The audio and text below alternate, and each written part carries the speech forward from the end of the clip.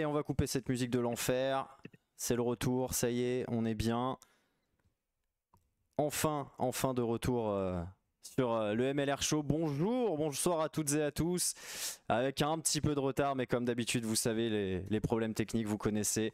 Comme d'habitude, le MLR Show est de retour. Bonsoir à toutes et à tous. On espère que vous allez profiter de ce retour. On est très content d'être là. On a eu cette idée suite à l'émission Draft qu'on a faite il y a de ça quelques semaines, quelques mois, avec Louis Millet. On s'est dit que faire des petites émissions autour de la MLR avec ceux qui ont fait la MLR, que ce soit en club, en tant que dirigeant, en tant que joueur, etc. Ou en l'occurrence ceux qui vont la faire, mon micro sature, pardon.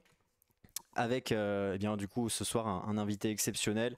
On vous l'a annoncé à plusieurs reprises, un champion de France, vainqueur d'une Coupe d'Europe. On aura le temps évidemment de revenir sur ce magnifique palmarès avec Kélian Galtier. Bonsoir Kélian, pardon, ça commence bien. Comment ça va? Pardon. Bon début, ouais, non, mais on l'avait pas fait ça. Clément. Bonjour Cyril. Des Kylian. Et non, bonjour, salut, bonsoir à tous. Allez, j'espère que tu vas bien. Merci pour l'invitation aussi. Merci à toi d'avoir accepté surtout. Si tu es là, c'est pas du tout grâce à moi, c'est grâce à mon acolyte qui est avec moi ce soir comme d'habitude. Je ne le présente plus, mais il est magnifique et il vient de nous dire qu'il avait repris le rugby. Et si vous êtes en Savoie et que vous savez pas quoi faire de vos dimanches matins, allez l'admirer sur un terrain. Pierre Amiche, bonsoir. Bonsoir à tous. Vous allez avoir le temps de m'admirer parce que franchement, je vais pas très vite. Donc, il y a vraiment le temps de décomposer un peu tous les mouvements. Et puis, ne venez pas dans les 15 prochains jours parce que je me suis fait sauter le pouce. Donc, restez chez vous au chaud. Et puis, on se retrouve d'ici un petit mois après la trêve. En plus, là, c'est la trêve internationale. Je préfère me préserver. Tu vois, on sait jamais si Fabien Galtier a un petit souci au poste de talonneur. Je me dis que je peux être le numéro 3, quoi. Tu vois, j'ai rien à envier à si en fait, non, j'ai pas du tout le niveau. Alors, autant au talon, il n'y a pas de besoin, mais peut-être sur d'autres postes. Hein. Honnêtement, je pense que sur aucun poste, même pas intendant, j'ai le niveau, tu vois. Donc... Couper les oranges, tu sais pas faire? Ah bah non, tu peux pas, t'as pas de pouce. Non. Merci, c'est un plaisir d'être avec Kélian, que j'ai eu le plaisir de croiser quelques fois du côté de Montpellier, notamment pour un festival de sport freestyle. C'était RMC. Oh là là. Bon, comme quoi, tous les chemins mènent à Montpellier, même parfois quand c'est bizarre. Donc, ravi de partager cette émission avec toi. C'est vrai, je m'en rappelle très bien. Avant des phases finales, d'ailleurs, je ne sais plus lesquelles, mais au FIS, le fameux FIS. Exactement, le fils de Montpellier. C'est super. C'était le choc des cultures un peu, parce que là, globalement, on a quand même un sportif de haut niveau avec une hygiène de vie assez irréprochable, et de l'autre, c'est le royaume du cannabis. Hein, voilà, clairement, c'est 2 salles, 2 ambiances. Et au milieu, il y a moi. Je ne sais pas, je ne sais pas dans quel camp je me trouve. Salut à Matnox, salut à Aditisha, salut à Antonin, évidemment, notre CM qui est là pour animer ce chat. Évidemment, Aditisha qui dit très bon sur les ailes, Pierre Amiche. Combien au 100 mètres, Pierre Amiche? 17 secondes. Mais en scooter. Non, franchement. Départ lancé ou arrêté? Mon record, c'est plutôt sur les 30 mètres. Après, au-delà, ça n'a aucun intérêt. De toute façon, je ne courrai jamais 100 mètres avec un ballon dans ma vie. Donc, tu vois, 15-20 mètres, ça me va. Bah écoute. Bon, après, ce qui paraît, j'avais du talent autant jadis. C'est vrai, je lui cours après un petit peu, mais bon. On va pas parler de ma carrière, on s'en fout en plus. Non, c'est vrai qu'il y a plus important. Il y a quand même beaucoup plus important. On va parler avec toi, Kelly. On va revenir, donc, comme je le disais, sur ta carrière en France, qui a été longuement du côté de Montpellier. C'est 2 saisons à Perpignan et puis ce qui t'attend du côté de la Nouvelle-Orléans. Déjà, première question, quel est ton programme là dans les prochaines semaines? Et si tu n'y es pas déjà, quand est-ce que tu décolles pour la Nouvelle-Orléans? Le départ, il est prévu début 2025, mais il faut savoir que les États-Unis et leur politique d'entrée dans le pays est très complexe, notamment donc les visas. Donc pour obtenir un rendez-vous, c'est un peu la croix à la bannière avec ma compagne. Donc je n'ai pas de date exacte, si ce n'est que on reprend le 6 janvier avec Nola. J'espère être à date là-bas, c'est l'objectif. Sinon, je ferai comme les Fidjiens, j'arriverai peut-être un peu en retard pour la prépa. Bon début. Mais voilà, mais sinon, Non, donc le départ, donc, plus sérieusement, voilà, j'espère que oui, ce sera l'envol là, pour début janvier 25. Et puis en attendant, mais je me prépare depuis 6 mois tout seul, mais j'ai fait plein de choses diverses et variées. Et ça me plaît bien aussi. Voilà, c'est une préparation différente, mais que j'apprécie. Une prépa handballistique, a priori, de ce qu'on a compris. Oui, exactement. Exactement, j'ai fait mon premier match samedi soir, vous voyez. On a gagné la dernière action. Donc c'était super moment. On a une bonne équipe et je m'y plais. Non mais enfin trêve de plaisanterie plutôt que d'aller. Alors j'aurais peut-être pu croiser Pierre sur les terrains, mais j'ai fait plus pris une partie de. Je préfère pas. Perso, je préfère pas. Tiens à quand même repartir. Tu vois, déjà, je repars pas dans un super état, donc si je pouvais éviter de croiser des anciens pros, ça m'arrange aussi. Hein. Il l'est toujours, hein. Non, plutôt que voilà, de faire voilà, d'aller m'inscrire dans une équipe comme ça, plus bas niveau. J'ai opté pour m'entraîner seul, enfin, avec Michel Pradet, mon coach de toujours, dont je parle tout le temps, mais qui est un pont de la préparation physique et avec qui on fait plein de choses, c'est hyper intéressant. Et couplé à ça, aller faire du hand pour voir notre sport co, travailler différentes manières, l'agilité, les appuis, c'est bien différent, mais il y a aussi des ressemblances. Et donc, c'est très enrichissant. Voilà. Pour cette période de 6 mois, en tout cas, c'est idéal. Ah bah, parfait. Écoute, on espère que tu arriveras en forme du côté de Nola. Évidemment, tu seras attendu au tournant par les outsiders, hein, puisque Oui. on Moi, suivra j'ai tes. 6 semaines de prépa en arrivant là-bas, donc c'est pas fini. Mais je compte bien, et je vais y arriver plus qu'en forme, parce que j'ai quand même encore de l'envie et de prouver que je suis pas non plus. Je vais pas arriver les mains dans les poches, sinon je passerai pour un guignol, quoi. Je ferai passer les Français pour des guignols. Ah, c'est pas le but, évidemment. On s'exporte Non. bien, nous, Français. C'est important. Et puis, non, puis t'as 32 ans, t'es pas encore cramé. Donc, t'as encore de belles choses à montrer sur le terrain, quoi. Ouais, enfin, moi, avec cette théorie-là qui revient souvent, qu'on peut jouer de plus en plus tard, je pense l'inverse. On va jouer de moins en moins longtemps, parce que se rendre compte de ce qu'est le rugby aujourd'hui. Et puis, je pense que la parole est pour ceux qui y sont le plus confrontés, que ce soit les internationaux, et puis vous écoutez tous les discours et vous disent que c'est plus qu'usant le rugby aujourd'hui. Et c'est pas étonnant vu les rythmes et le niveau qui a aussi augmenté. Donc, non, les carrières vont plutôt se réduire. Donc, 32 ans, en ayant commencé à 19, je suis plutôt content. Ouais. Ah, c'est une belle et longue carrière, je disais, du côté de Montpellier, de Perpignan, avec de l'équipe de France, parce on a la chance d'avoir un international tricolore avec nous ce soir. Donc pour parler donc de ce transfert du côté de Nola, et avant de parler MLR, évidemment, on va parler de ta carrière, mais avant ça, on va déjà parler de la MLR parce que c'est l'information. Alors, c'est une information qui a déjà 2 mois quasiment, mais qui est passée tellement inaperçue que moi-même je l'ai apprise il y a quelques jours seulement. On en a discuté avec toi, Pierrot. C'est que Dallas ne repartira pas en MLR en 2025. C'est un vrai coup dur parce qu'on avait 12 équipes, on va se retrouver à 11.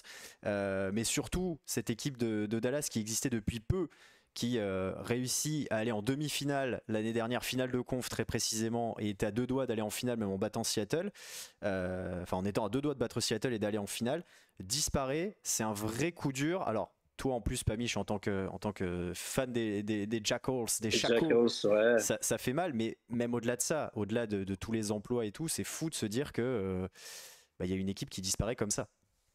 Bah, c'est aussi la réalité du championnat américain. On l'avait déjà connu par 2 fois par le passé avec des franchises qui disparaissaient presque du jour au lendemain. Là, les Jackals, ce qu'ils disent, c'est qu'ils n'ont pas les moyens de s'aligner sur la saison 2025, mais qu'ils seront de retour en 2026. Le problème est qu'on se pose tous la question, c'est comment et avec qui. Parce qu'ils ont annoncé leur fermeture pour 1 an. Et il y a déjà des joueurs qui ont annoncé leur départ, et c'est logique, hein, c'est des professionnels, ils sont payés, ils ne vont pas végéter pendant 1 an dans une franchise qui ne joue pas. C'est le cas pour Juan Pablo Saiz, qui est un international argentin, qui a déjà signé à Seattle. C'est le cas pour Dewald Kotze, qui était le talonneur titulaire, qui est un très bon joueur, qui lui aussi prend la direction de Seattle. Et puis surtout, c'est le cas de Jero Gomez-Vara, qui est le capitaine, meilleur joueur de cette formation, capable de jouer troisième ligne, deuxième ligne, qui est probablement un des meilleurs joueurs de la MLR et qui, lui, va renforcer New England. C'est pas une très bonne nouvelle pour les adversaires de New England, Non. parce qu'ils avaient déjà besoin de ça. Ce qu'on peut noter aussi, c'est quand même que les Jackals, ils ont fait une fin de saison inespérée. Je pense que malheureusement pour eux, les investisseurs avaient dû être sondés avant la série de bons résultats. parce que ça paraît anormal d'avoir un finaliste de conf qui saute comme ça. Ça peut être aussi une aubaine parce que y a des joueurs sur le marché qui vont pouvoir s'engager ailleurs. Et puis, c'est peut-être l'occasion d'avoir, comme c'est le cas avec Anthem, une autre formation qui va naître d'un peu de manière spontanée. Parce qu'on le rappelle, Anthem n'était pas prévu au départ de la saison 2024. Ils ont formé une équipe avec des tours de draft et beaucoup de jeunes issus des universités américaines un peu à la volée. C'est vrai qu'ils n'ont pas gagné un match. C'est terrible, c'est affreux, c'est une saison à la jeun, c'est horrible à vivre. Mais tous ces jeunes-là ont pris de l'expérience et je suis certain que cette année, Anthem va être une équipe très chiante à jouer parce qu'ils ont du vécu collectif, parce qu'ils ont pris de la confiance et parce que l'effectif a un peu grandi. Donc évidemment, on est tous très déçus pour les Jackals. Je suis dégoûté parce que j'avais pris cette équipe-là totalement au hasard et au final, je m'y suis attaché. Donc voilà, je vais retourner ma veste, je vais aller du côté de Miami parce que les couleurs sont sympas et que j'adore l'équipe, mais ça va faire un petit vide, c'est sûr. Je ne sais pas si Kélian, tu as eu l'occasion de regarder quelques matchs de cette formation-là, mais il y a tout qui est sexy finalement et c'est un peu dommage, quoi. Pour la petite histoire, il y a 3 ans, moi j'étais allé aux États-Unis et j'avais rencontré Dallas. C'était l'année où ils se créaient, enfin il y a 2 ans, non 2 ans, c'est ça, ils ont fait 2 ans, je crois. Ils ont fait 3 saisons entières, ouais. C'était leur 3e saison. Voilà, ouais. c'est ça. La première saison qu'ils font, j'y étais passé. Et c'est vrai qu'ils étaient en plein développement. Après, oui, c'est un peu, ouais, c'est la réalité du rugby américain aujourd'hui, c'est qu'ils ont besoin de continuer à grandir pour continuer à prospérer en tout cas. Et ils ont cette logique quand même de salary cap et de réussir à équilibrer quand même leurs revenus et leurs dépenses. Et c'est vrai que la différence entre les clubs est assez importante, ne serait-ce qu'en termes d'affluence. Donc malheureusement, il y a des histoires comme ça. Mais dans leur système aussi de franchise, ils ont, comme tu dis, cette capacité à rebondir et à recréer plus rapidement des équipes. Elles disparaissent très vite, mais elles peuvent se recréer aussi vite aussi. C'est lié au fait qu'il n'y ait pas besoin d'un énorme budget pour créer des franchises. Les joueurs ne sont pas aussi bien payés qu'en Europe, en tout cas pas tous. Et puis, il y a des infrastructures qui sont déjà existantes. Par exemple, pour les Jackals, ils utilisaient un terrain de foot US qui était inregardable. Il y a des C'est peut-être la seule bonne nouvelle de leur disparition d'ailleurs. Ouais, oui, clairement. Ça, c'est le seul truc positif, c'est qu'on n'aura plus cet affligeant terrain de foot US où même les joueurs comprennent rien. On a vu Nicolas Godignon qui, dans un sourire, nous avait quand même dit que oui, il y avait certains terrains où c'était un petit peu chaud de pouvoir jouer au rugby parce que les lignes ne captent rien en fait. Donc ça, c'est le côté positif. Après, il y a des questions dans le chat. Donc non, pour l'instant, il n'y a rien qu'à filtrer du côté de la MLR sur l'éventualité d'un remplacement. Mais je me dis, c'est tout à fait personnel, je n'ai pas d'informations, donc ne vous emballez pas. Mais il y a des grandes villes qui n'ont pas d'équipe. On pense notamment à New York, forcément. Et voilà, dans un souci de voir le rugby s'étendre un peu aux États-Unis dans une dynamique, puisqu'ils vont organiser les Coupes du Monde féminines et masculines d'ici peu, ce serait pas aberrant de voir New York se positionner. Je dis pas du tout que ça va arriver, je l'espère très fort, mais voilà, on le saura de toute façon dans les 3 prochaines semaines, je pense. Après, au-delà de ça, il n'y aura plus le temps de créer quoi que ce soit. Ouais, alors New York qui a fait partie des équipes qui ont disparu l'année dernière, au même titre que Toronto, oui. Mais évidemment il y a des schémas qui peuvent se créer très rapidement. Anto qui demande s'il faut changer le système pour éviter ce genre de disparition. Non, c'est vraiment qu'on est dans un championnat qui est en expansion, qui grandit, donc il y a beaucoup de projets qui sont lancés, certains se cassent la gueule, d'autres sont solides, à l'image de Seattle ou de NOLA qui sont des clubs historiques, et, ou de Houston. ou de Houston bien sûr, ou encore Utah et New England bien sûr, le tenant du titre. Donc il y a véritablement des projets qui sont très solides et qui sont bien sûr prévus à long terme. On va quitter donc momentanément la MLR, on va repartir donc sur l'Europe très rapidement parce que ça fait l'actualité. Il y a eu ce France-Japon samedi dernier, il y a ce France-Nouvelle-Zélande incroyable. Tu as joué des matchs contre les Blacks, Kélian, donc tu sais ce que c'est que d'affronter la Nouvelle-Zélande. Comment tu as vécu ce match entre les Bleus et le Japon, et surtout bien évidemment, qu'est-ce que tu attends de ce match contre les Blacks? Pardon, j'ai juste une petite coupure. J'ai pas entendu la question du coup, pardon. Qu'est-ce que tu as pensé du match contre le Japon et comment tu vois le match contre les Blacks avec toutes les absences qui sont en train de s'enchaîner? Je suis totalement honnête, donc samedi soir, j'ai fait mon premier match de hand. C'était en même temps que le match, donc je ne l'ai pas vu. C'est honnête. Mais j'ai vu le résumé quand même. Ah, victoire logique et difficile, de toute façon, de tirer des enseignements parce que cette équipe de Japon est quand même bien en dessous aujourd'hui. À l'inverse, ce qui arrive samedi, je ne vais pas dire qu'il fait peur, mais leurs deux matchs, là, pour le coup, ceux-là, je les ai vus. Irlande, Nouvelle-Zélande et Nouvelle-Zélande, Angleterre. J'ai vu une équipe de Nouvelle-Zélande très propre et surtout très agressive, qui leur ressemble et qu'ils avaient un peu perdu. Et là, ils ont vraiment retrouvé cette notion avec pas mal de nouveaux joueurs, pas mal de joueurs d'origine maori aussi, et qui apportent une densité qu'ils avaient peut-être pas autant avant. Je sais pas si c'est Robertson qui a amené ça, ou en tout cas, comme ils se sont fait un peu casser la gueule par les Sudaf ces dernières années, ils ont peut-être ils essaient de réorienter un peu pour concurrencer ça. Mais et concernant la France, oui, c'est vrai que alors j'ai pas vu les dernières actualités sur les forfaits, mais on est quand même une équipe solide. Moi, quand on regarde la composition, il y a des joueurs, il y a des grands joueurs de talent, et je suis sûr qu'on rivalisera. Moi, j'avais plutôt tendance à aller il y a un mois à dire qu'on le gagnerait ce match. Ça s'est un peu rééquilibré, mais on sera là, quoi. À n'en pas douter, je suis sûr que le match sera très serré. Pierrot, un petit mot rapidement sur justement sur ce France Nouvelle-Zélande. Déjà, un mot sur France-Japon très rapide, c'était un entraînement dirigé. C'est cruel de le dire comme ça, mais les Japonais étaient complètement à la ramasse. On sent bien la patte Eddie Jones, c'est-à-dire qu'il a réussi à prendre une équipe qui était pas trop mal et à en faire une équipe horrible. Ils ont aucune identité. Ce qui faisait leur force aujourd'hui, c'est leur faiblesse.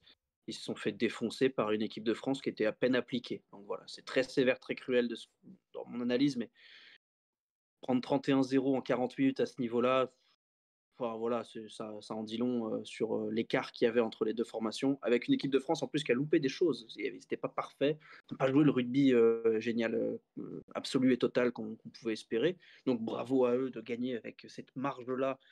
Avec, voilà. Et juste un mot sur Peato Movaca, c'est un ovni.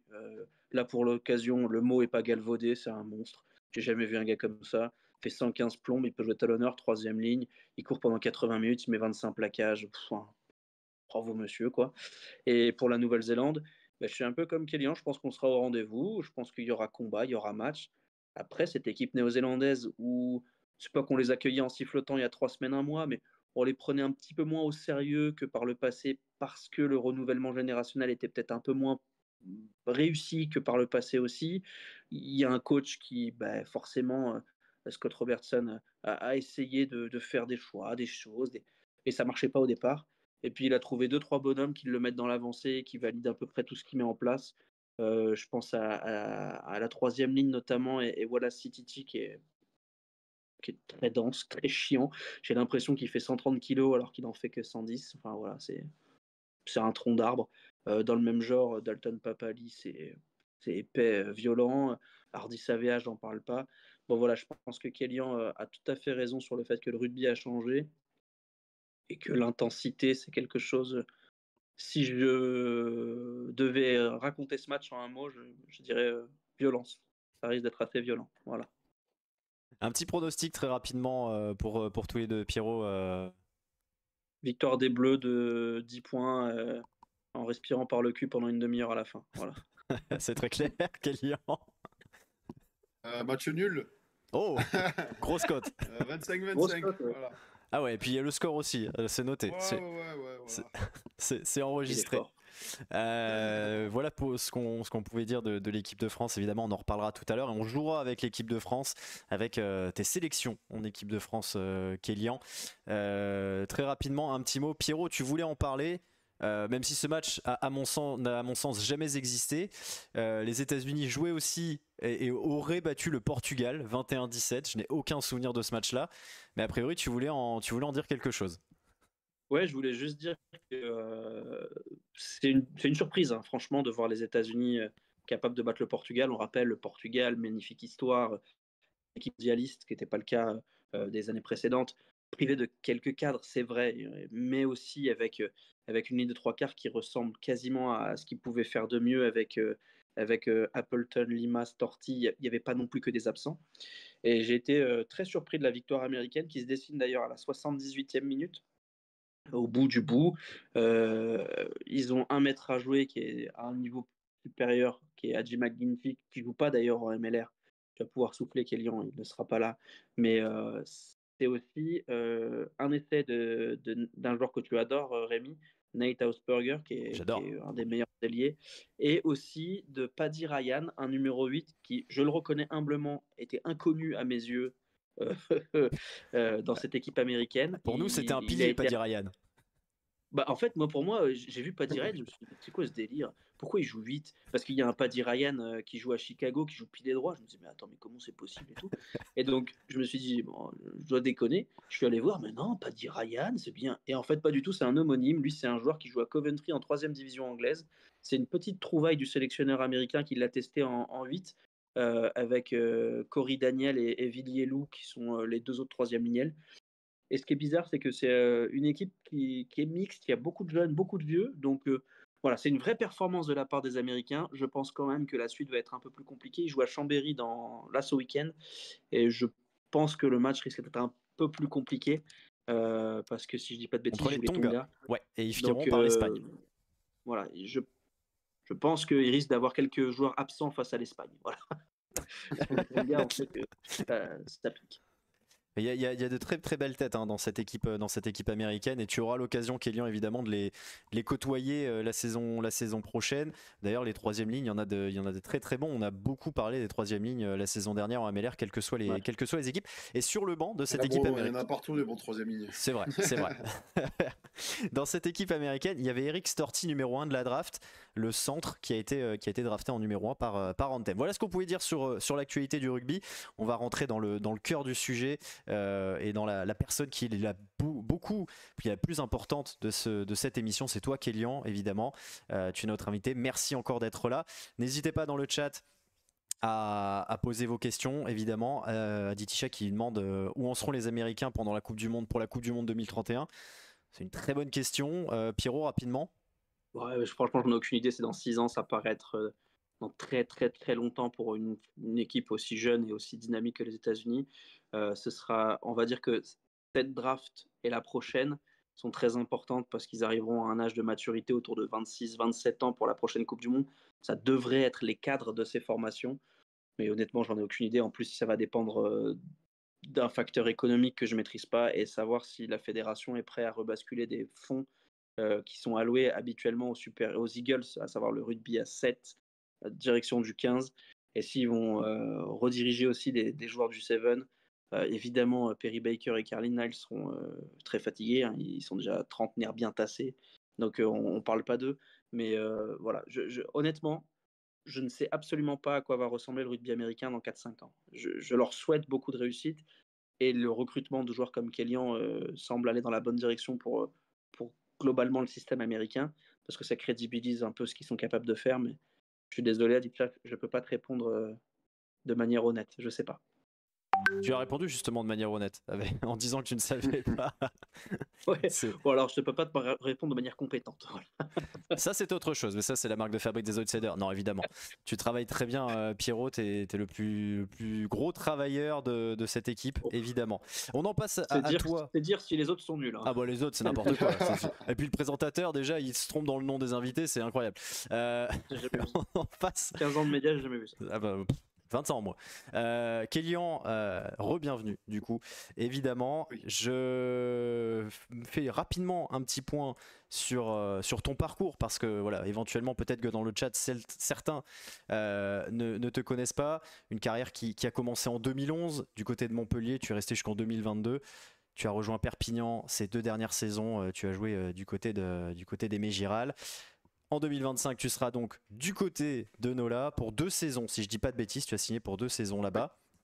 Et 6 sélections en équipe de France. Voilà, c'est quand même un très beau CV. Surtout que ton palmarès, il est très solide. Une Challenge Cup en 2016, un top 14 en 2022.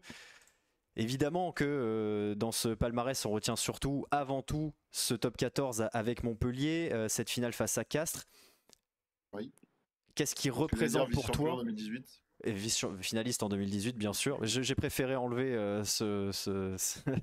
Non, il cette est chose. dur, mais j'y tiens quand même. Qu'est-ce qu'il a représenté justement ce titre en top 14? En 2022, c'est l'année où je m'en vais, et puis c'était une, comment dire, une belle fin, quoi. C'était clôturer mon chapitre à Montpellier de la meilleure des façons.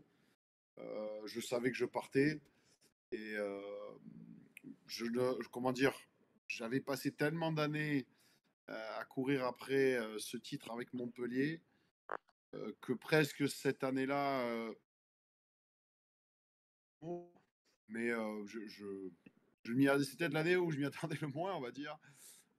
Et en fait, il est venu, mais il est venu parce que ça a été la conclusion de pas mal d'années. On était pas mal à quitter Montpellier à ce moment-là. Et j'ai le mémoire, c'est surtout Guillaume Guirado qui finissait sa carrière, qui lui aussi avait une attention particulière à bien finir et qui avait vraiment emmené tout le monde. Et voilà, c'était conclu d'une magnifique prestation en plus, même en finale. Oui. Donc c'est que des bons souvenirs en fait, que de faire gagner le premier titre d'un club, ça a quand même une saveur particulière parce que tu es le premier à inscrire ton nom, voilà. Et puis bon courage aux prochaines générations, mais voilà, tu es le premier quoi. Et ça c'est vrai que j'y ai couru et on est quelques autres aussi de Montpellier à avoir couru après ça et l'avoir réussi, on en était très fiers.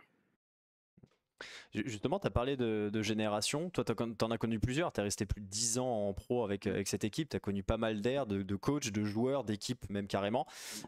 Quelle équipe véritablement dans laquelle tu as pris le plus de plaisir, que ce soit évidemment en termes humains, mais évidemment en termes sportifs? C'est difficile de classer parce que j'ai vraiment, tout au long de ma carrière à Montpellier, tu peux avoir, tu as toujours des moments difficiles. De toute façon, ça, dans toutes les équipes, tu en as. Tu dis des fois que c'est ce qui te renforce. Moi, j'en ai connu des particulièrement difficiles à Montpellier que j'aurais préféré pas connaître. Mais bon, c'est comme ça. Mais dans l'ensemble, ça a vraiment été j'ai toujours été avec des super coéquipiers et c'est la force de la ville de Montpellier d'ailleurs. C'est une ville très hétérogène. On peut reprocher plein de choses à Montpellier, mais la ville se bâtit sur beaucoup de gens qui viennent de l'extérieur. Aussi dans notre groupe, malheureusement, on l'a fustigé, mais j'ai eu de grandes amitiés avec que ce soit des joueurs étrangers ou des joueurs qui venaient d'ailleurs de la France. Et donc ça, je l'ai tout au long de ma carrière à Montpellier, je l'ai apprécié. En plus, c'est un côté que j'aime bien aller vers les gens et découvrir qui ils sont. Et après, en termes sportifs, on avait les années Galtier, où quand même on avait eu des bons résultats, si on était en progression, mais j'ai souvenir de cette année 2018, en fait, sous Verne Cotter, où on finit quand même premier du championnat assez largement, je crois. Je sais plus si on avait 4 ou 5 points d'avance. Alors, largement, mais 4 ou 5 points, je considère que c'est beaucoup aujourd'hui. On avait fait vraiment des perfs et bon, malheureusement, on a trébuché en finale face à meilleur que nous ce jour-là. Mais sur l'ensemble de la saison, on avait vraiment très bien performé. Donc, c'était quand même une très belle année pour nous cette année-là. Moi, je suis allé vérifier, Kélian, je suis désolé, vous avez largement remporté la phase régulière de 1 point par rapport au Ah Racing. merde, ouais, tu vois, bon, Donc, tu vois, j'ai été. mais dans l'esprit, ça en valait 4 Ouais, ou non, 5. oui, c'est vrai. Bon, alors j'ai dû confondre avec d'autres. Mais tout ça pour dire qu'on avait fini premier. Et je pense que Oui. c'est la seule fois où Montpellier a fini premier de la phase régulière. Et puis, je vérifie tout de suite, mais ça se trouve, vous étiez largement plus en tête que ça. Oui, en fait, c'est ça. C'est que la dernière journée, le Racing l'emporte avec le bonus. On est face à Lyon sans prendre beaucoup de points.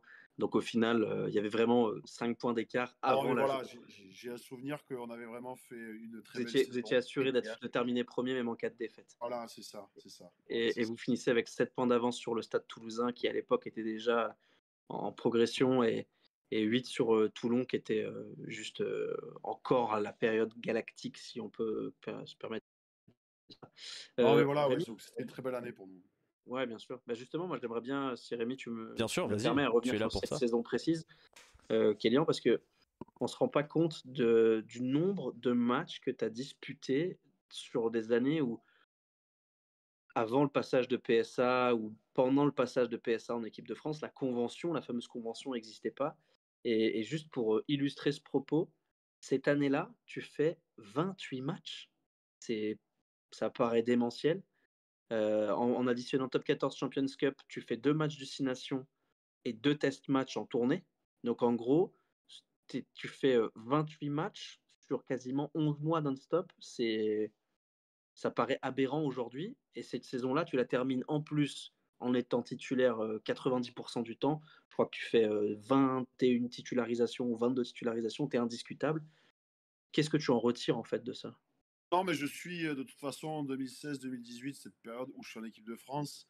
Je suis à l'apogée de ma carrière. Et alors, ça me fait plaisir que tu fasses relever ça, mais je vais l'illustrer par ce qui m'est arrivé et par aussi les joueurs qui sont passés par là.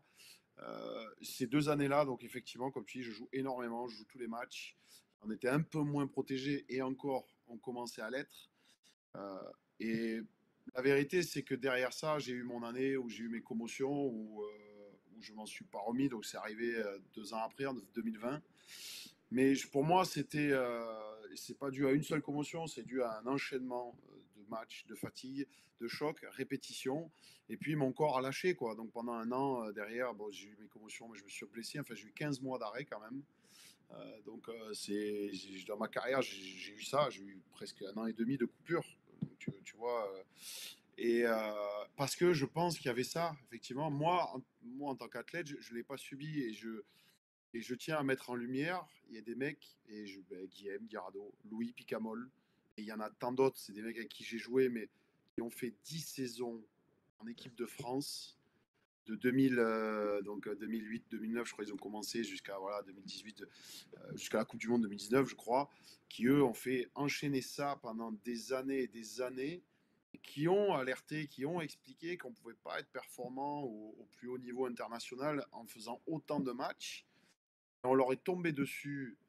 Et en fait, je pense que c'est ce qu'ont subi ces mecs-là qui a permis quand même d'ouvrir des portes, qui a permis de réguler un petit peu et qui permet aujourd'hui à cette génération magnifique. Et je rajoute par-dessus ça la RDJ qui a énormément favorisé l'éclosion de grands talents. Et c'est un peu cette génération qui a payé pour qu'on ait plus de dessus en disant qu'ils étaient nuls. Non, c'était des sacrés joueurs. Et puis, millions de vice-champions du monde. Il y avait une génération malade qui a un peu sacrifié au profit du championnat. Mais je voudrais mon point explique aussi aujourd'hui notre le championnat le plus violent que ça se fait partout. Donc très, très, très difficile. Mais il faut quand même voilà, il faut quand même analyser, remettre dans son contexte. Tu l'as très bien fait, merci. Mais voilà, et pour revenir à mon cas, vous m'entendez toujours? Oui. J'ai des soucis de connexion, je crois que Peut-être des. Ouais. Est-ce Que que. vous parlez là. C'est reparti là. Moi, c'est Des petits soucis a priori. On est des connexions vraiment fibres.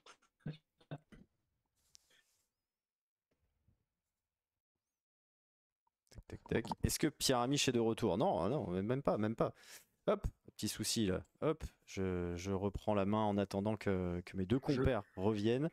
J'ai l'impression que c'est en train de revenir petit à petit. Je suis là, vous m'entendez? Oui, on t'entend très bien, Kélian. Excuse-nous pour ce petit bug. Oui, donc voilà, pardon pour cette coupure, mais voilà, donc pour ça, effectivement, oui, il y avait cette saison et ces saisons-là étaient superbes, hein, et je me suis régalé, j'étais à mon meilleur rugby, et je l'ai peut-être payé un petit peu après, et il y a pas mal d'autres joueurs qui l'ont payé aussi, mais ça a permis de faire avancer les choses aussi, donc c'est très bien, et qu'on joue quand même dans un championnat qui aujourd'hui est magnifique.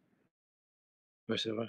Mais après, tu le dis, hein, vous avez payé pour apprendre et payé parfois le prix fort, hein. Je pense à des joueurs qui, comme toi, ont connu des gros pépins et surtout beaucoup de commotions. Vous avez malheureusement et un peu malgré vous fait avancer la science aussi, hein, parce que je prends Guillaume Guirado, c'est 14 ou 15 ans au plus haut niveau, à 26 matchs par saison. Voilà, c'est un miracle et j'espère qu'il durera encore longtemps, qu'aujourd'hui, il soit capable de faire ses lacets tout seul. Enfin, je veux dire, au niveau d'intensité physique et de ce qu'on a demandé à certains joueurs, Non, c'est non, c'est mal, vrai. voilà. C'est pas que c'est mal, non, mais on l'a accepté aussi, hein. Attention, faut pas cracher dans la soupe, mais Non, non, bien sûr, mais c'est vrai qu'il y bon, a eu des évolutions, effectivement, les commotions. Moi, je suis arrivé à une période en plus où on commençait à avoir notion de tous ces problèmes. Et bon, ça a mis du temps à se mettre en place, mais il y avait déjà quand même, voilà, sur les commotions, moi j'ai commencé 2011. Bon, c'était presque pas considéré comme une blessure et on en est arrivé, j'ai fini avec les protocoles, on rejoue pas, enfin, et on pousse beaucoup plus d'études là-dessus, donc c'est bien, c'est dans le sens de l'histoire.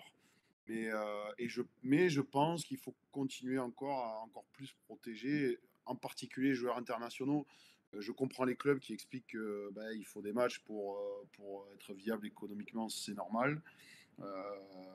Après, il faut voir prendre aussi en contre. Il faut tout contrebalancer. On prend l'exemple du foot où ils ont rajouté je ne sais combien de matchs aujourd'hui, de compétition. On s'y perd dedans et presque on les regarde de moins en moins, on quoi. regarde plus l'équipe de France et on comprend plus ce qui se passe et en Ouais, plus on s'en fout.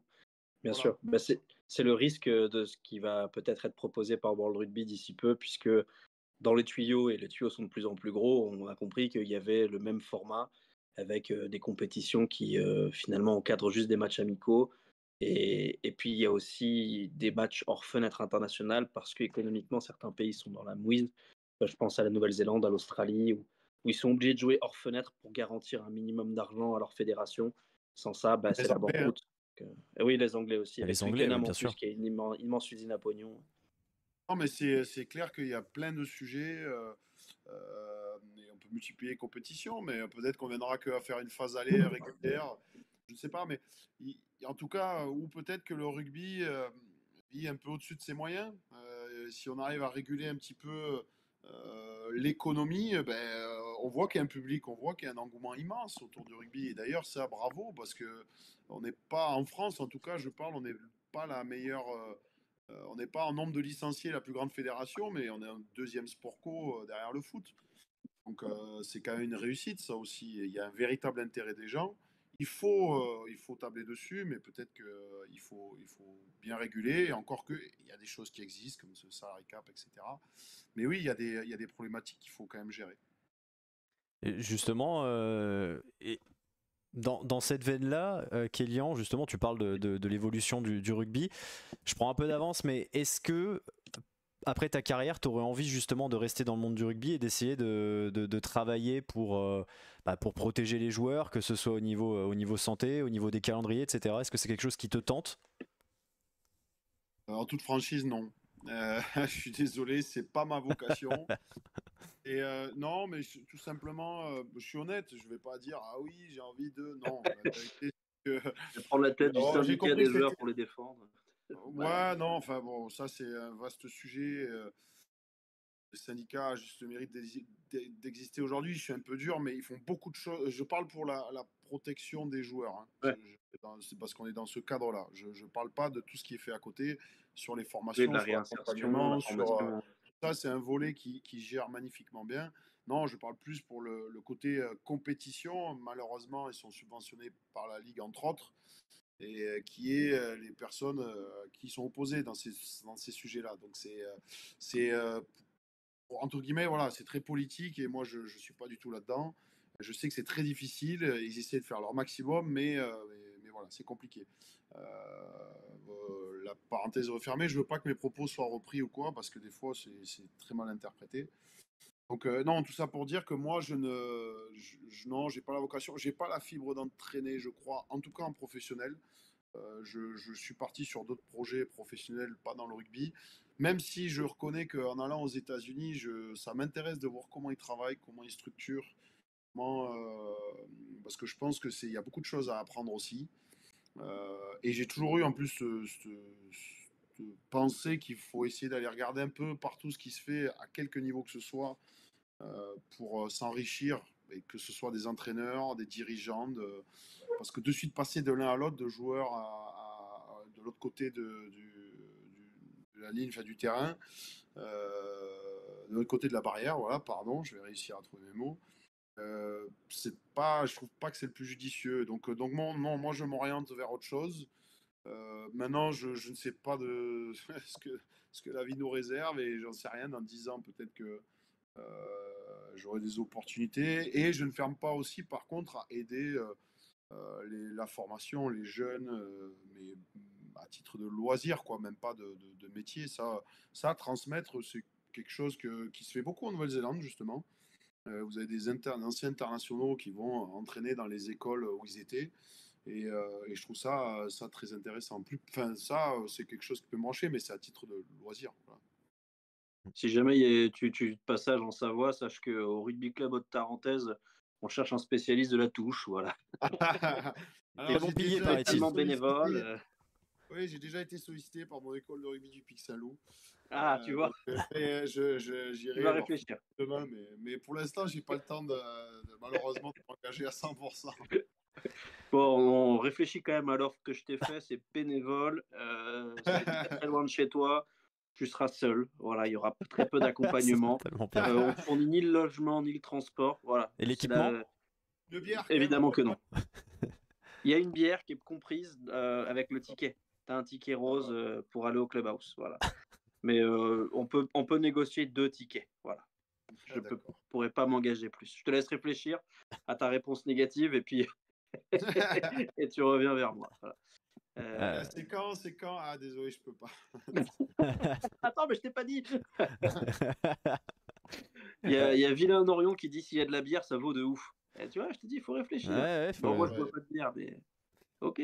Du vin, mais en Savoie, le vin. Ouais, c'est pour accompagner la fondue, quoi. C'est pas le meilleur top vin, quoi. Et je vous le déconseille. Il est pas là pour les papilles.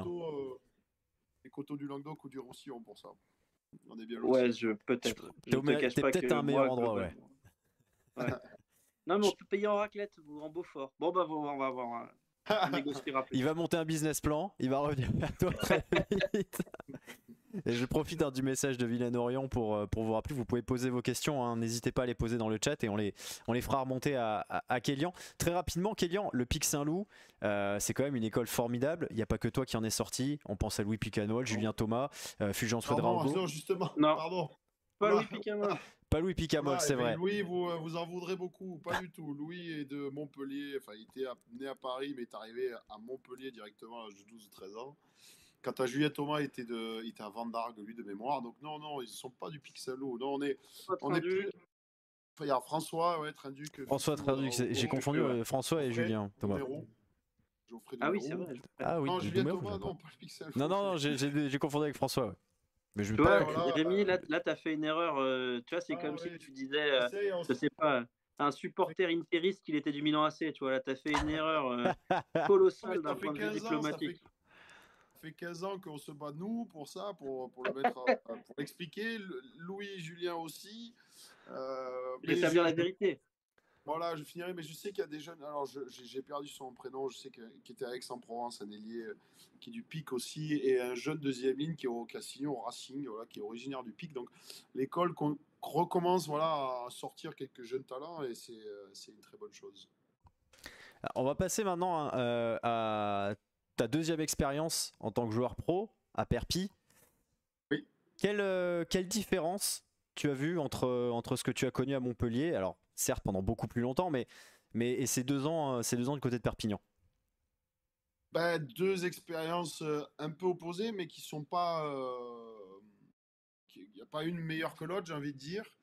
Je suis arrivé dans un club qui est un fonctionnement complètement différent, c'est-à-dire qui ne vit pas que grâce à un mécène, et dont la puissance, en tout cas la puissance de l'histoire et la puissance de ses supporters aussi a une réelle influence sur le club.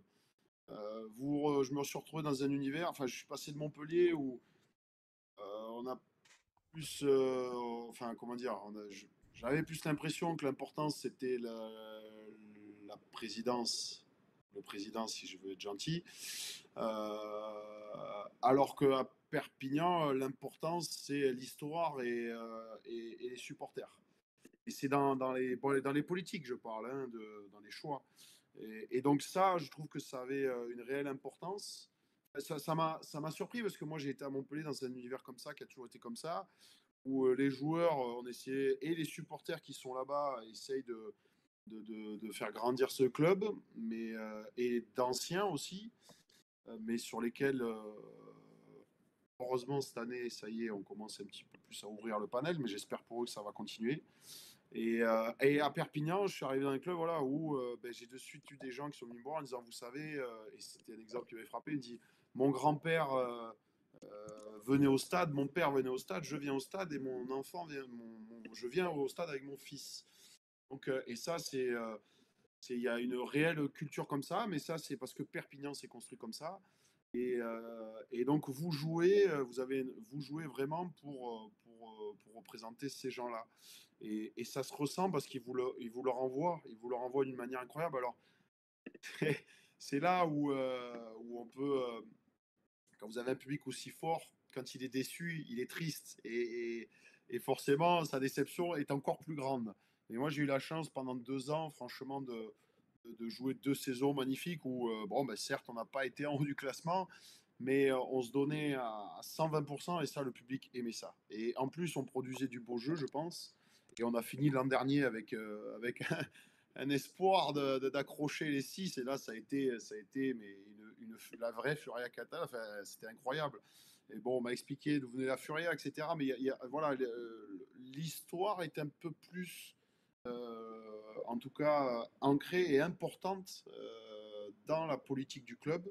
Et ça, c'est vrai que c'était une nouveauté pour moi. Je me suis de suite fondu et je me suis plus là-dedans parce que j'ai compris que ce qui importait, c'était, bon, comme partout, vous allez me dire, mais tu donnes voilà, tout ce que tu as sur le maillot, mais les gens le reconnaissent très fortement à Perpignan. Et donc, j'ai vraiment passé 2 années superbes. Je me suis régalé là-bas. Et j'y vis encore pour dire, avant de partir aux États-Unis, j'y suis encore à Perpignan aujourd'hui. Donc, j'ai été plutôt très bien accueilli. Tu avais d'autres clubs hein, Mm. à l'issue de ton passage à Montpellier. Si je dis pas de bêtises, il me semble que tu avais été en contact avec Toulon à un moment. Oui, C'était, on a échangé oui, avec Pierre Mignoni, oui, on avait échangé. Oui. est-ce que l'idée de justement, tu l'as longuement évoqué à l'instant, hein, mais de passer de la froideur entre guillemets montpelliéraine à la furia catalane, c'était pas le seul argument, j'imagine. Il y avait aussi celui de rejouer au rugby.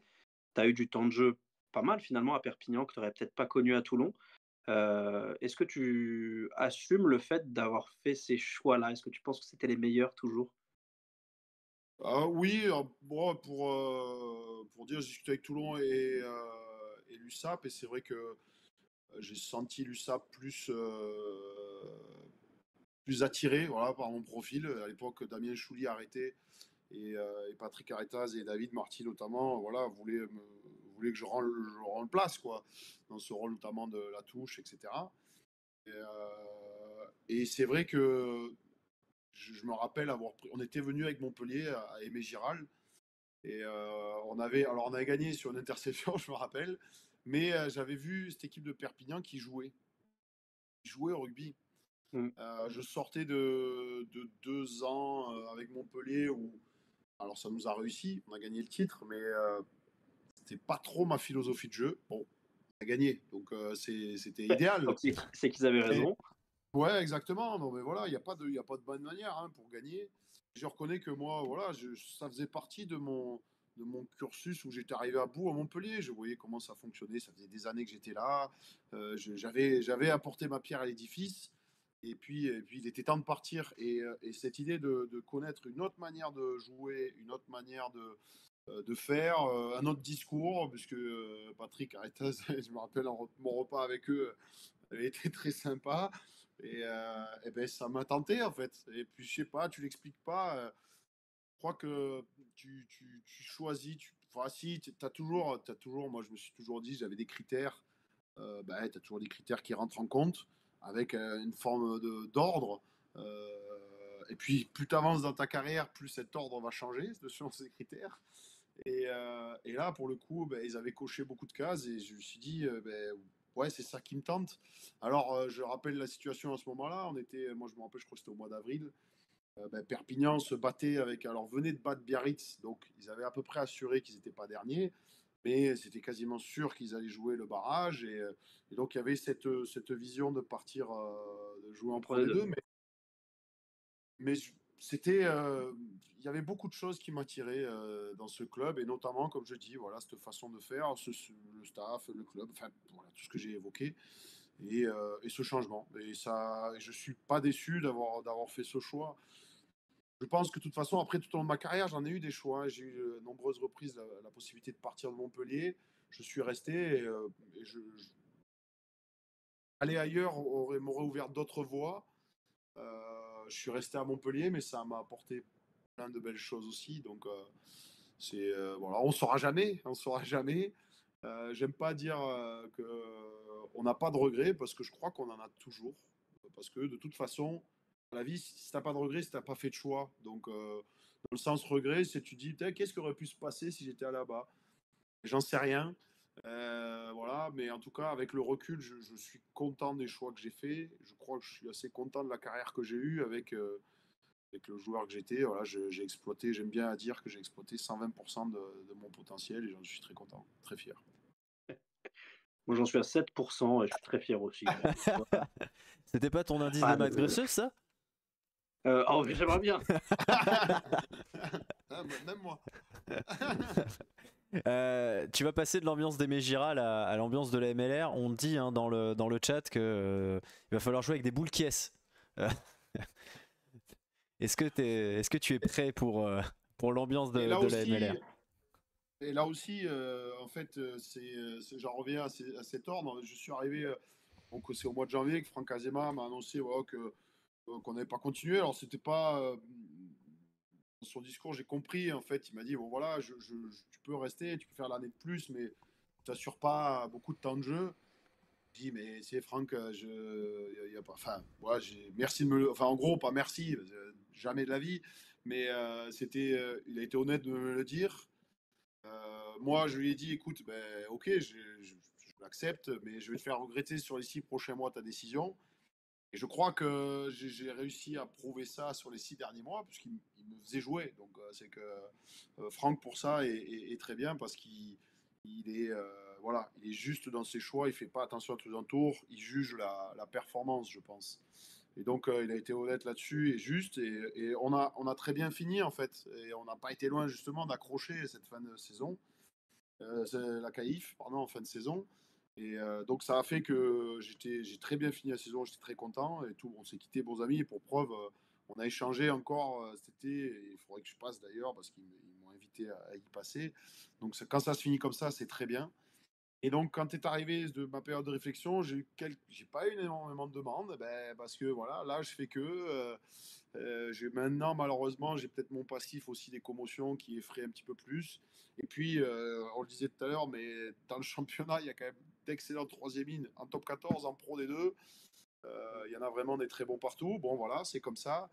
Et j'ai eu quelques propositions en Pro D2, mais je reconnais que ben, moi, à 32 ans, avec mon passif, je ne me suis pas projeté dans ces projets-là, qui étaient à horizon 2026, 2027, voire 2028. Donc j'ai préféré décliner et dire non, écoutez, je ne sens pas le truc. Je sens qu'en plus, je passais après Perpignan, c'était puissant quand même ce que j'ai vécu là-bas. Donc je n'ai pas senti. Par contre, l'opportunité des US est venue. Alors elle est venue parce que j'avais déjà eu 2 ans auparavant quelques contacts. J'ai relancé quand même. Et j'ai pas insisté, mais voilà, j'ai pas lâché le truc. Et j'avoue que la perspective de pouvoir vivre à l'étranger, c'est toujours quelque chose que j'ai voulu. De pouvoir aller aux États-Unis, ça m'a attiré. Et donc, et de ce championnat qui est en train de quand même, je pense, qui est sur une bonne voie, qui est sur une voie d'un beau potentiel, avec l'objectif de la Coupe du Monde 2031, et de structurer tout le rugby aux US, et même d'acculturer les gens au rugby. Ils ont le mérite, en tout cas, d'année après année, d'être encore là, déjà, puisqu'on l'a dit tout à l'heure, et quand même de valider les étapes les unes après les autres. Alors, ça prendra du temps. Et moi, j'aurais arrêté ma carrière, mais je suis persuadé que ce championnat a un bel avenir. Et ce format-là, en plus de 6 mois, Enfin, ça m'a tenté. Voilà, donc c'est pour ça que, effectivement, dans mon choix, pour revenir à la question, je n'ai pas pris en compte le fait que les affluences sont moindres, mais j'ai plus vu l'idée du potentiel de cette ligue et de ce que je peux apporter en termes d'expérience, et ce que aussi ça peut m'apporter dans une autre manière de voir le rugby. Et même globalement de voir la vie, parce que là, le changement est. Il va falloir se mouiller un petit peu la nuque, hein, quand même, de passer de Perpignan à New Orleans. C'est pas tout à fait la même taille de ville, quoi. Donc, je sais que tu Ouais, et connais pas encore la Nouvelle-Orléans, mais. encore que la Nouvelle-Orléans n'est pas si grande que ça fait pas 1 million d'habitants, hein, c'est 500 000, je C'est crois. un village pour eux. Ouais, Et c'est bien c'est plus une que crotte de nez à Perpignan. l'échelle américaine, mais c'est un peu Ouais, plus voilà. grand que Perpignan, quoi. Oui, ça c'est sûr. Mais Euh, non, mais exactement. Non, mais je vais atterrir à Nouvelle-Orléans. Alors voilà, le projet s'est fait à Nouvelle-Orléans. Parce que bon, c'est ceux avec qui j'ai le plus échangé. Il y avait ce lien avec la France aussi, non Nicolas Godignon et Thierry Dopin qui sont là-bas. Et que voilà, je crois que c'est eux qui ont été le plus, qui ont marqué le plus d'intérêt pour moi. Et je vais atterrir dans une ville bon, qui est historiquement une ancienne colonie française. Il y a énormément d'histoire, il y a énormément de mélange de cultures. Et je suis très curieux de ça. J'ai hâte d'y être pour ça aussi, pour ce cadre de vie. J'ai connu 13 saisons top 14. Je crois que j'ai eu la chance de tout connaître. Bon, peut-être à part une H-Cup, mais j'en ai une petite. Mais à part ça, mais j'ai joué la Coupe d'Europe, j'ai fait 30 matchs en H-Cup. J'ai eu la chance de vraiment connaître beaucoup de choses et j'ai senti que c'était le moment. Je le regrette pas, hein, honnêtement. Ça fait 6 mois que je suis plus au top 14 et ça me manque pas parce que je crois que j'ai ce projet des USA qui arrive. Et pour la petite anecdote, moi j'ai fait une école de commerce et à l'époque, j'étais à Montpellier, je jouais à Montpellier déjà, etc. Et j'ai tous les étudiants avec qui j'étais, qui sont partis, ils avaient une année à l'étranger à faire. Et ben moi j'étais resté sur place, donc il y a eu peut-être ce goût Petite frustration. de frustration et qui était en moi et que je vais réaliser là. Donc je pars en me disant que dans ma vie, je vais faire beaucoup de choses que j'ai rêvé de faire. Donc ça, c'est cool. Ah ben, on va passer directement, hein, écoute, sur la partie MLR. On gardera l'équipe de France pour plus tard et on jouera avec tes sélections d'équipe de France un petit peu après. Ça répond à la question d'MSM Brunello. Bastien Brunello, qui est un joueur français qui évolue à l'université de Mount St. Mary's du côté de Washington. Et qui sera très certainement notre prochain invité dans le MLR Show, puisque voilà, il a été inscrit à la draft de cette année, il n'a pas été retenu, mais voilà, il joue en universitaire, il est allé très loin avec son équipe, et pourtant c'est une toute petite fac où le rugby n'est pas vraiment le sport majeur, donc voilà, et c'est aussi pour ça qu'on a cette émission, ça va permettre de continuer à voir les Français qui font aussi le rugby aux US. Il y avait cette question, Kélian. Nola, tu l'as dit, il y a le côté un peu francophone. Nicolas Godignon, Thierry Dopin sont dans l'encadrement. Est-ce qu'il y avait d'autres potentielles franchises que tu pouvais rejoindre? J'ai eu un agent qui m'a contacté pour le Japon. Bon, ça s'est pas fait parce que c'est un peu différent le Japon aussi ils ont notamment des quotas pour les joueurs internationaux dont je fais partie, donc c'était plus difficile. Mais j'ai eu des échanges, même pas envie de dire des échanges, mais j'ai eu des contacts presque indirects, que ce soit avec Washington. Il y avait Dallas. Alors c'était, je pense, c'était pendant l'été, donc c'était pas encore, mais bon, je vois qu'aujourd'hui c'était plutôt mieux. Et Miami. Et Miami, voilà, mais ça n'a jamais été direct. Mon téléphone n'a pas sonné en me disant voilà, on te veut. Non, c'est vraiment avec Nola que j'ai eu le plus d'échanges et même sur leur vision, sur leur façon de voir les choses, sur cette idée aussi que le MLR est quand même très, vous connaissez même mieux que moi, est très melting pot, hein, un peu à l'image de leur pays, avec des franchises assez typées. On va voir Houston avec les Sudaf, Miami et les Argentins, un peu à Washington aussi. Seattle, c'est vrai que c'est une région où beaucoup d'Iliens d'origine habitent là-bas. Et dans cette logique-là, ils disent qu'il y a beaucoup de Néo-Zélandais dans la MLR, notamment dû au calendrier qui concorde bien avec leur championnat NPC national. Et il me dit, on aimerait quand même que les Français on prenne un peu notre place dans cette ligue parce qu'on a des choses à faire valoir.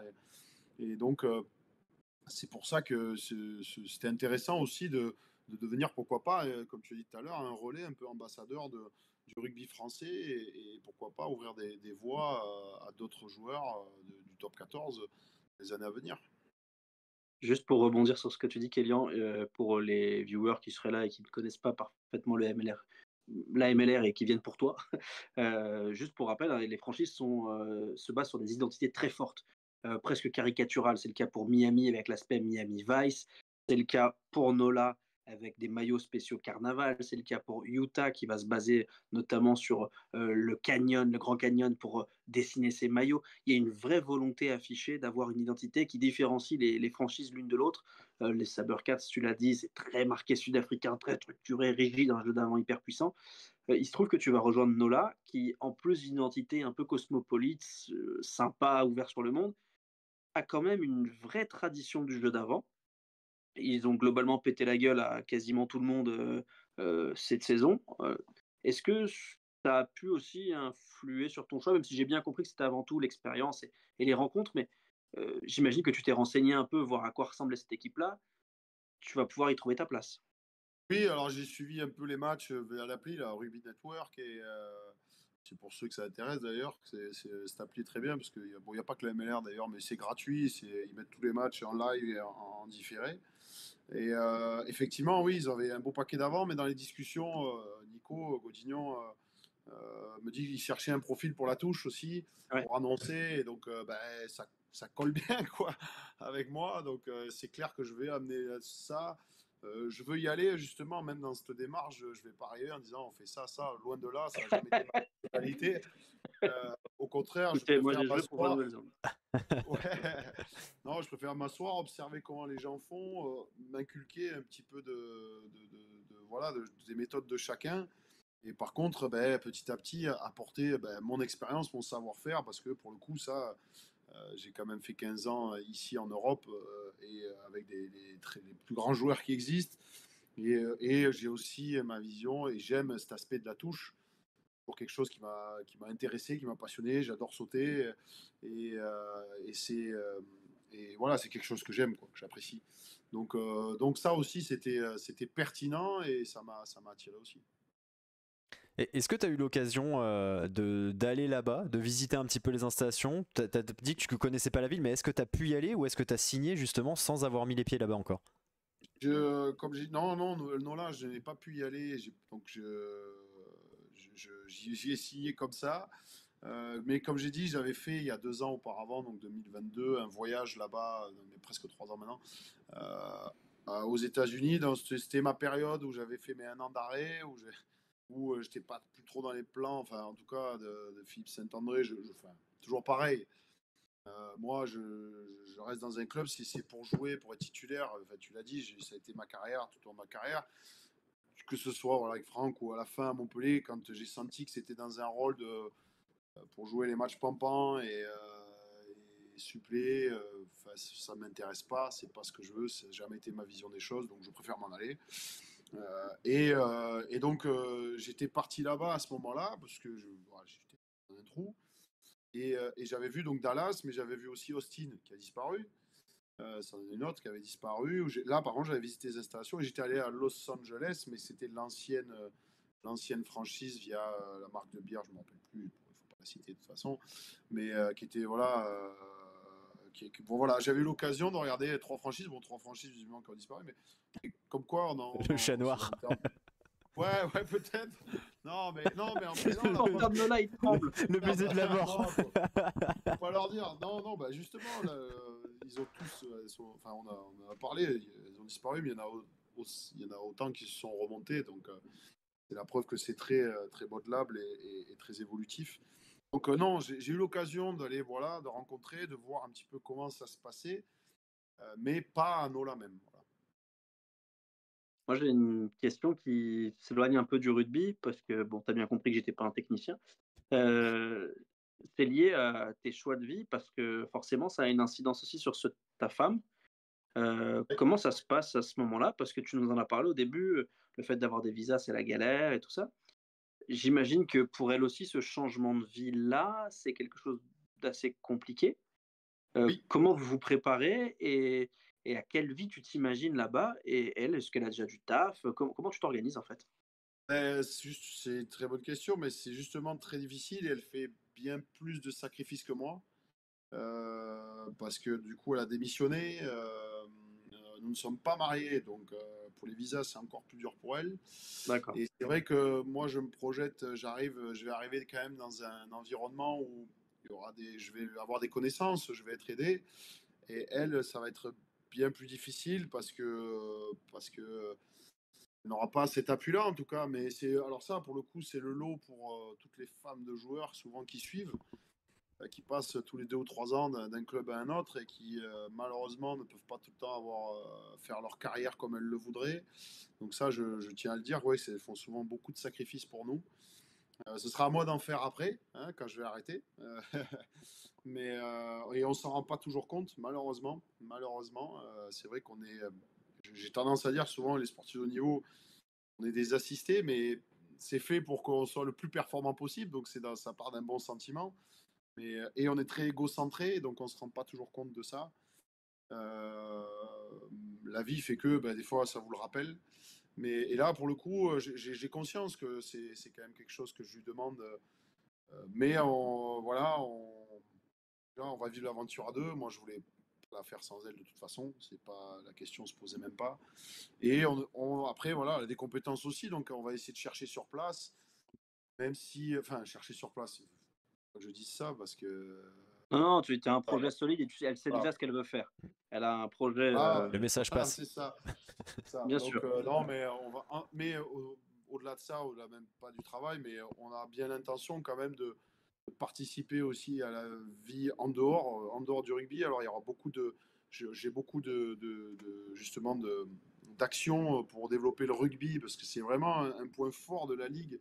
Ils appuient, on est payé, mais une partie de notre contrat d'ailleurs est payée pour ça, pour avoir ce travail de représentation et d'acculturation au rugby aux US, et encore plus vers le côté Frenchy, le côté France de la Louisiane, parce que qui a cette histoire. Et donc, on va s'impliquer, on va trouver, et je suis persuadé que là-bas, on aura beaucoup de possibilités de s'ouvrir aux gens qui habitent là-bas et de les découvrir justement ensemble.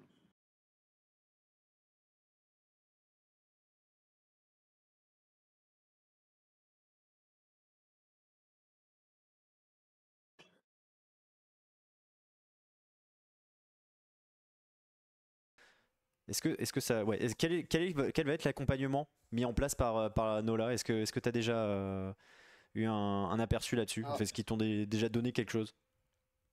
so for answers for the question, my English is very good Ah, for the perfect. moment. Oh, le boulard! Ah bah, c'est sûr qu'après, avec les 273 Sud-Africains qu'il y avait à Montpellier, tu étais un peu obligé pour pouvoir t'intégrer au groupe de parler anglais.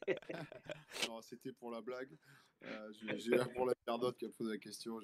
Non, j'ai un peu de famille anglaise, donc j'ai une base, on va dire, qui est bien.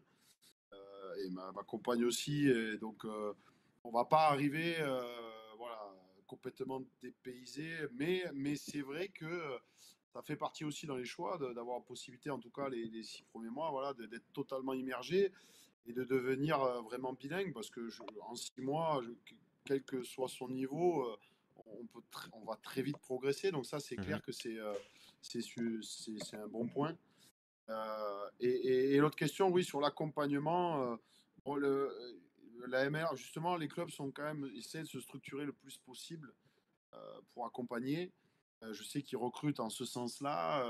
J'ai enfin, des contacts au sein du club qui m'aident. Mais c'est vrai que les démarches, déjà, ne serait-ce que pour les visas, c'est hyper complexe. Ne serait-ce même que je pense que c'est volontaire de la part des US de rendre le parcours difficile. Donc ça, on nous assiste, mais c'est pas évident. On se débrouille aussi un peu. Et toutes ces notions, voilà, d'incorporation, en tout cas, dans la société, j'ai envie de dire, c'est une difficulté partout, même en France. Je le disais tout à l'heure, quand on est enfin, les femmes de joueurs, c'est une vraie question qui est difficile à mettre en œuvre. pour bien intégrer votre famille. Et c'est souvent délicat, c'est pas facile. Il y a des clubs qui sont plus à même de le faire que d'autres, qui mettent peut-être plus de moyens pour. Mais c'est vrai que c'est une question toujours importante pour nous, sportifs, et difficile aussi en même temps, et complexe aussi en même temps à gérer pour les clubs. Donc, on a des contacts, mais c'est vrai qu'il y a pas mal de démarches qui sont difficiles. Ok, bon écoute, je pense qu'on a fait à peu près le tour sur cette nouvelle aventure. Évidemment, on sera là, hein, Kélian, pour suivre tes premiers pas à Nola, en espérant, Je pourquoi reviendrai pas. dans l'émission avec plaisir. Eh ben, j'allais te le dire, donc si c'est toi qui le propose, c'est encore mieux. On va passer au moment peut-être le plus dur de cette émission, à savoir le quiz MLR qui a été préparé par Adrien Abadi, qui va nous rejoindre là sur le Discord dans quelques secondes. J'ai eu l'occasion de voir les questions. Il y en a quelques-unes, on a donné la réponse comme ça par moment dans l'émission. Voilà. Donc si c'est Si t'es un fidèle auditeur, ça devrait bien se passer. Voilà, il est en train de se connecter, le voilà. Il est là, l'incroyable Adrien Abadi. Comment ça va, Adri? Salut, ça va les gars? Bon, je te laisse la main, Adri. C'est toi le nouveau boss. Ouais. Je te laisse Bon, avec comme tu Kélian dis- qui va comme répondre à tu tes disais à questions. l'instant, c'est vrai qu'il y a eu deux, trois questions auxquelles on a déjà répondu. Donc j'espère, Kélian, quand même, que tu as été concentré pendant cette interview parce que sinon, ça va se voir très très vite. Je mets un peu la pression, j'avoue. Bon, du coup, première petite question. Est-ce qu'on va voir si tu as suivi la MLR l'an dernier? La première question, c'est est-ce que tu sais quelle équipe a remporté le titre l'année dernière, donc en 2024? Oui, c'est les Free Jacks, la Nouvelle-Angleterre. Ouais. Ouais. Et Et ça j'avais. c'était le combienième titre, tu sais? La franchise, Ouais. je crois que c'était le premier, hein? Non? Le deuxième. Un ou deux, ça doit être le premier.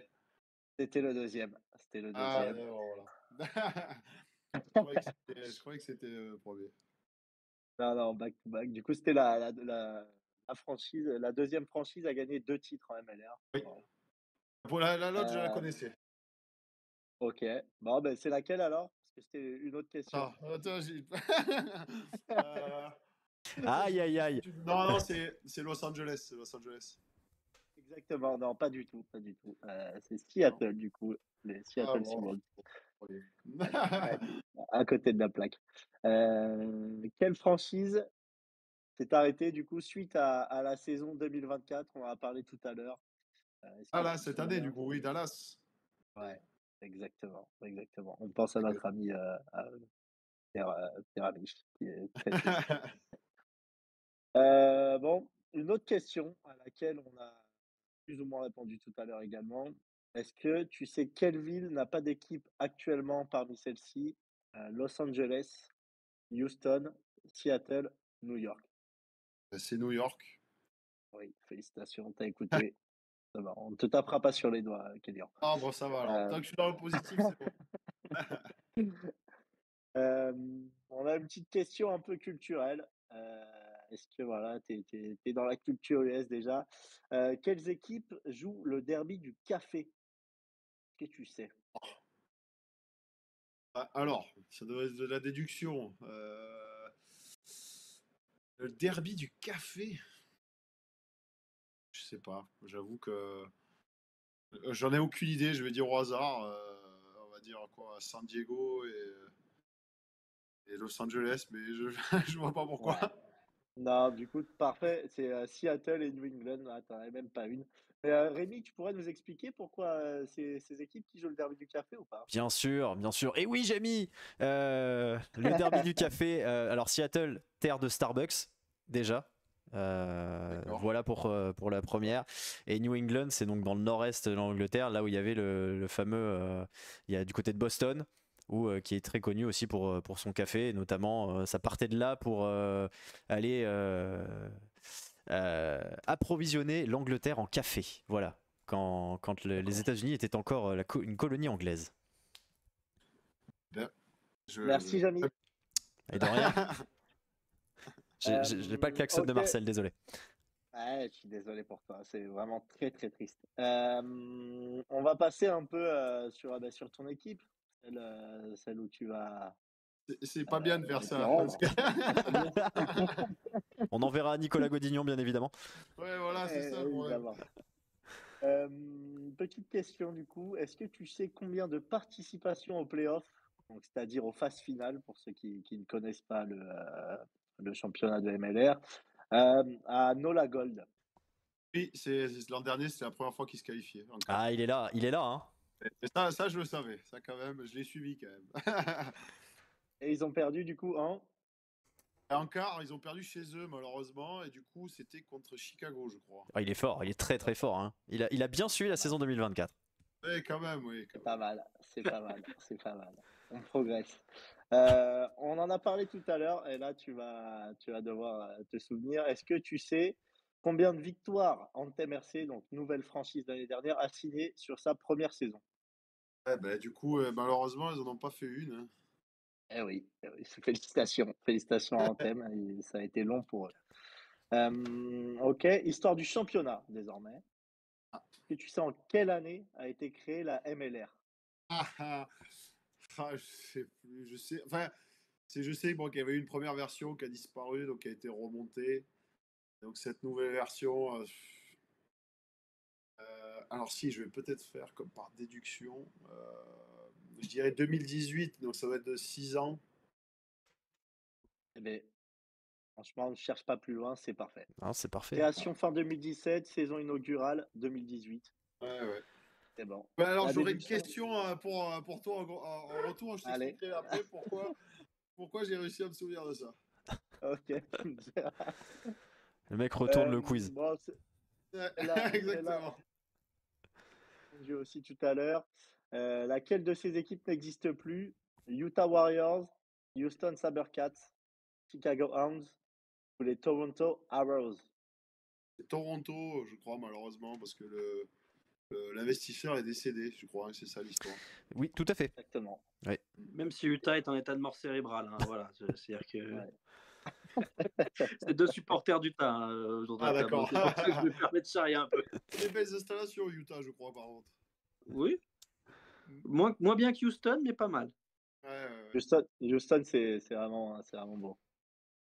Et ensuite, voilà, là, tu vas devoir te mettre un peu dans le bain parce qu'on sait qu'ils adorent les stats quand même aux États-Unis et que c'est Ouais. le pays de la stat.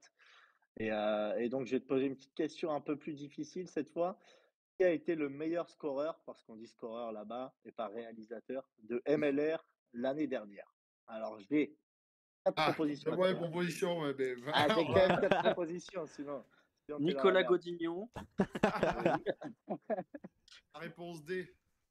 Alors, réponse A, Rodger de Houston. Réponse B, Houston de Seattle. C, Jason Potrose de New England. Et réponse D, Joel Hodgson de Utah. Alors, comme je n'en sais rien, je vais dire celle que j'ai pas entendue, la B. Non, c'est pas La possible. B, c'est Mac Mason de Seattle.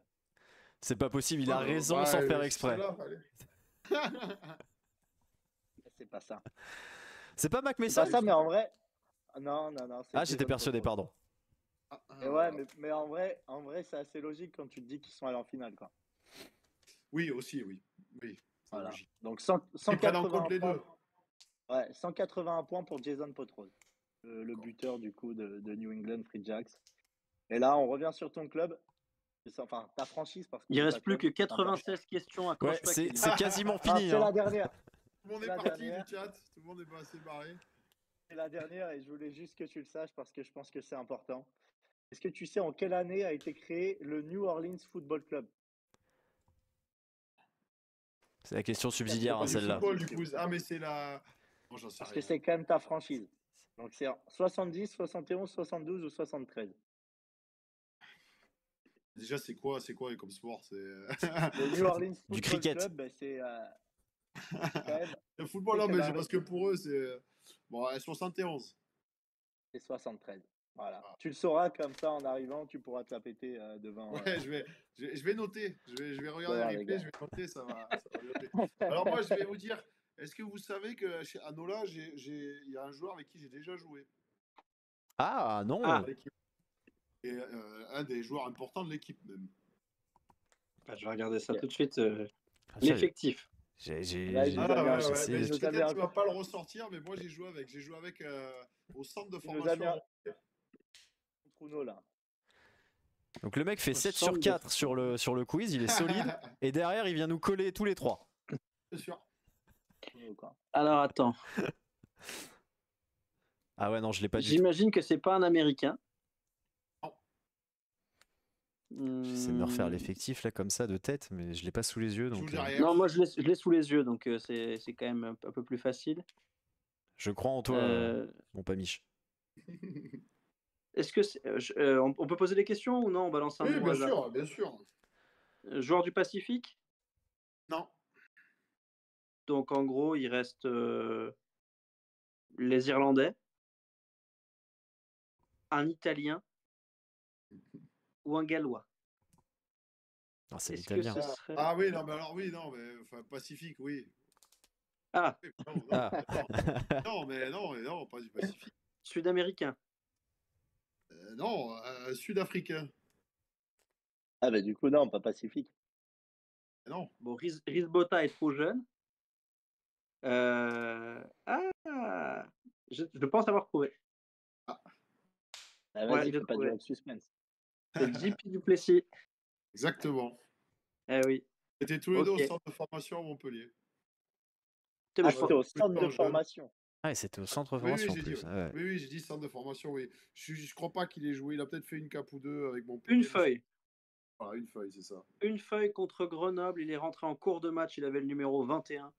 Il est rentré pour pas longtemps. Voilà. Et il est rentré, je vais même te dire à la place de qui, si tu veux. À la place, oh putain, de Johan Audrin. Oh, qui nous. Ouais. Eh oui. Voilà. Bon, je suis pas un putain, Une c'est petite juste que j'ai les anecdote. bons sites. Donc je sais Et que donc- ça fait 4 ans qu'il est à Nola et qu'il était 2 ans à San Diego avant. C'est pour ça que 6 ans pour la Ligue. C'était bon. Ah, Bien joué. il est malin. C'est très très bien joué. Malin. Habile. Bon, ça fait un quiz qui a été bien réalisé, hein, donc bravo Kélian. Au niveau des Non, connaissances mais MLR, merci. il y a quand même, ça se pose là. Vraiment pour le Solide. coup très Ouais, très solide. essayez un petit peu. J'ai pas des grandes connaissances, mais j'ai une idée à peu près de où je mets les pieds quand même. On dit je l'avais dans le chat, mais pas du tout. Non, bien sûr, Non, personne. on sait qu'en plus, celui qui a posté ça est un menteur. Oui, c'est très clairement un menteur. On sait que c'est complètement faux. Avant de te libérer, parce que ça fait déjà 1h30 quasiment qu'on est ensemble, Ouais. Kélian, on a un petit peu abusé Je de parle beaucoup de c'est ton pour ça, temps. je sais. Mais c'est très intéressant. On va reparler un petit peu rapidement de l'équipe de France qui a été donc entre 2016 et Oui. 2018, si je dis pas de bêtises, ta dernière cape. Tu as 6 sélections. Et du coup, Oui. voilà, j'ai donc créé un petit jeu pour revenir sur tes 6 sélections. Évidemment, avant ça, on va te poser des questions un petit peu sur l'équipe de France. Toi, tu arrives à une époque qui est quand même très compliquée. Tu as connu la bascule entre Guy Novès et Jacques Brunel. Quelle Oui. était l'ambiance à l'époque? Bon, l'ambiance, avec Guy Novès, c'est vrai que j'étais dans le groupe, mais j'ai fait qu'une seule sélection avec Guy. Et donc j'ai participé beaucoup aux stages, etc. Pas que j'étais en dehors, c'est pas du tout le cas, mais c'est vrai que j'avais un peu moins d'importance, entre guillemets. Et il y avait, oui, il y avait forcément cette pression du résultat qui était pas simple à vivre, mais au sein de l'équipe, ça se passait bien quand même entre nous. Donc, en tout cas, on était solidaires. Moi, c'est l'impression que j'en avais. Et après, Jacques est arrivé plus dans une période de transition, puisqu'il savait qu'il avait que 2 ans jusqu'à la Coupe du Monde et qu'il s'est entouré. Et puis, un petit peu, ça s'est fait un peu au pied levé, ce staff. Donc, on était un peu plus. Je ne sais pas comment l'exprimer, mais plus léger, c'est pas le terme.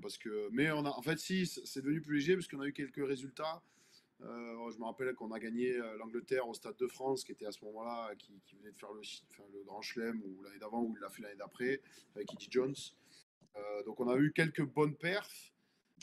Et en plus, moi, à titre personnel, ça se passait bien. Enfin, à chaque fois que j'avais l'opportunité, qu'on me donnait l'opportunité de jouer, j'ai eu la chance, comme j'ai dit tout à l'heure, c'était mes meilleures années. J'ai eu la chance de faire des bonnes prestations, et en particulier en Nouvelle-Zélande, malgré nos défaites. Donc, j'avais entre guillemets rien à me reprocher, mais il manquait un peu de résultats.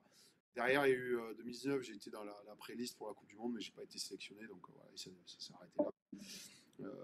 Mais moi, j'en ai des bons souvenirs. Bien sûr que j'en ai des bons souvenirs quand tu joues en équipe de France. Et c'est vrai que c'était pesant. Et j'ai le souvenir de cette défaite contre les Fidji où à chaque fois on s'est fait tomber dessus. Mais il faut regarder l'équipe des Fidji, l'équipe que c'était aussi. Il y avait des super joueurs. Non, voilà, on alternait un peu entre le chaud et le froid. C'était capable de faire des bonnes choses et des moins bonnes. Et moi, dans l'ensemble, j'ai été très fier de représenter mon pays et de jouer et d'être présent, en tout cas, de répondre présent lorsqu'on m'a donné le maillot, quoi. Bah, tu peux être fier, hein. Tu peux être fier. 6 sélections, je rappelle, en équipe de France. Et justement, donc il est l'heure donc de jouer avec tes 6 sélections. J'ai pris la compo de départ des 6 matchs que tu as joué en équipe de France. Donc parfois tu n'es pas titulaire, parfois tu l'as été. Oui. J'ai enlevé un nom à chaque fois, à toi et au chat de retrouver qui est ce joueur. Alors là normalement tu ne dois pas l'avoir. Je te laisse mettre Twitch sous les yeux, mettre l'émission en direct sous tes yeux pour pouvoir le voir, parce comment que on fait ça Ou sinon, non mais tu sais quoi, je donne la compo et et je laisse un trou. Faisons ça. Alors écoute, on va commencer avec le France-Angleterre justement. T'as gagné un crunch à domicile et ça n'a pas de prix, Ouais. Kélian. Donc Pierrot, je te laisse donner la compo de départ de ce France-Angleterre. 22-16 En première ligne, Jefferson Poirot, Guilhem Guirado, Rabat Slimani. En deuxième ligne, un attelage Paul Gabriac, Sébastien Vahamaina. En troisième ligne, Wenceslas Loré et Yacouba Camara qui encadrent Marco Tolègne. À la charnière, Maxime Macheneau, François Trinduc. À une aile, Benjamin Fall. À l'autre aile, qui portait le numéro 11. Je vais finir la compo pour te laisser réfléchir. Au centre, Doumerou Bastaro. Et à l'arrière, venu du Stade français, Hugo Bonneval. On propose Vakatawa dans le chat. Évidemment, dans le chat, vous pouvez jouer. Hein. C'est pas Vakatawa. C'est pas Véry. Pourquoi les trois quarts? On s'en fout, les trois quarts. Il y aura des preuves, des avants après. Donc Benji Fall et moi j'hésite. Pierrot, On aura plusieurs propositions? Oui, ou... bien sûr. Non, Pierrot, tu peux donner des indices aussi. Hein. Non. Johan UG? Non plus. Qui c'est qu'il y avait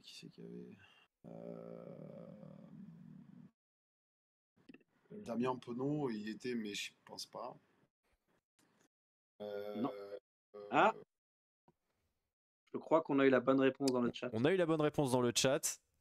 Mais c'est un tricheur, il l'avait déjà. On laisse réfléchir Kélian, non? Bien sûr. Noah Nakatasi? Non. C'est malin, mais non. C'est pas Noah Nakaitassi. C'est un joueur qui a 5 sélections en équipe de France, qui a marqué 2 essais, qui a débuté sa carrière à Lyon, qui l'a terminé là-bas d'ailleurs, en 2021. Pour te donner, il a 35 ans aujourd'hui. Pas Xavier Mignot, mais... Il est sur la... Oui, non, je sais, ça y est, je sais. Il est passé par Castres. Exactement. Le cher orbital. Oui. Je vais le retrouver, attends. Oui, Rémi, mais c'est plus son nom. Rémi Grosso. Voilà. Rémi Grosso, exactement. Voilà, la réponse s'est affichée sur le live. Rémi Grosso, en effet, titulaire lors de ce match, lors de cette victoire de l'équipe de France. On passe tout de suite au deuxième match. Alors, j'ai pas fait dans l'ordre des sélections, hein, pas du tout. France-Italie, un succès 34-17 des Bleus. Pierrot, je te laisse donner la compo. Bien sûr, on va commencer par la première ligne. Jefferson Poirot, Guilhem Guirado, Rabat Slimani du classique. En deuxième ligne, Paul Gabriag et Sébastien Vahamaina. En troisième ligne, Wenceslas Loré, Yacouba Camara. Mais qui jouait numéro 8? Marco Tolani. Ah, efficace. Bravo. Efficace. Ouais. Y a Ah, rien dès que c'est les avants, ça devant. appuie. Quand même, je sais qui j'ai joué devant. Effectivement. Bon, bah, Marco Tolède, c'est bon, bah, très rapide. Hein. On a tenté un pic à molle dans le chat. C'était faux. Voilà. Comme le pic Saint-Loup. On va passer au troisième match. Mauvais souvenir, pour le coup. T'en parlais tout à l'heure. Kélian, la défaite contre les Fidji à domicile. Ouais. On va faire la compo du 1 au 15, mais ça va être le 15 qu'on cherche, donc je te laisse réfléchir. Poirot, Guirado, Slimani, Vahamaina, Maestri. Troisième ligne, Loré, Picamol et Arthur Ituria alignés en troisième ligne. La charnière, Baptiste Serin, Camille Lopez. Aux ailes, Teddy Thomas, Johan Huget. Au centre, Ficou Basta. Et à l'arrière, qui portait le numéro 15? Benji Fall. Fall, Benjamin Fall, c'est impeccable. Il est rapide. En fait, j'ai l'impression, Rémi, que tu as mis que des joueurs qui ont eu des blessures horribles ou beaucoup de blessures. C'est-à-dire que Rémi Grosso, il a quand même eu une double fracture du crâne contre la Nouvelle-Zélande. Benjamin Fall, malheureusement, c'est un joueur extraordinaire, mais qui a été beaucoup blessé. Et Marco Tolègne, après son passage en équipe de France, a un peu galéré, quoi. Donc, c'est ça le jeu, c'est de trouver les qui a été blessé. joueurs malheureux, c'est ça? Ouais, je suis pas trop. Je suis pas très gentil. Mais par contre, je suis assez content de voir que Kélian est très très solide sur tous les quiz qu'on lui propose. Hein. Parce que, oui, quand même. Ma mémoire me fait défaut, mais des fois quand même. Ah bah pour le coup, elle a l'air solide. Elle a l'air très très solide. Allez, quatrième match, on est à la moitié. T'as fait t'as trouvé les trois, le deuxième et troisième assez facilement en plus, très très solide. On va passer dans le Pacifique, Nouvelle-Zélande-France, le 26-13.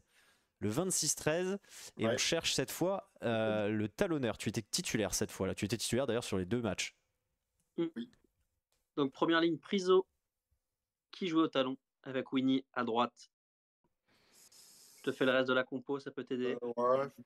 Bernard Leroux, Mama, Babillot, Gourdon, Monsieur Galtier, Parabello, Ficou Thomas, au centre, Doudou, Bastaro, et à l'arrière, Benji Fall. Alors, il me semble que Guilhem Guirado n'était pas à cette tournée. Il y avait Pierre Bourgarit, mais il n'était pas titulaire.